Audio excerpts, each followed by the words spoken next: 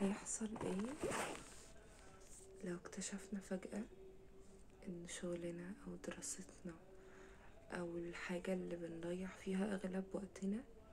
هي مفيهاش ولو 1% بس تدخل لنية كويسة مننا تجاه ربنا فيها. يعني لو شخص طول الوقت بيشتغل بيشتغل بيشتغل عشان يبقى معاه فلوس عشان يشتري كذا عشان يعمل كذا، وهو عمر ما جه في باله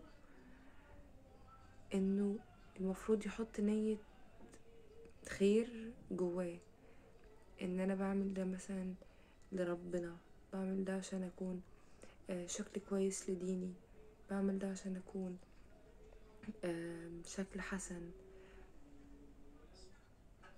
ويلاقي فجأة بعد مرور سنين ان هو ما كانش بيعمل حاجة، انك كنتي شغالة او كنتي بتدرسي او كنتي ملهية في الدنيا وما اديتيش حق ربنا ليه.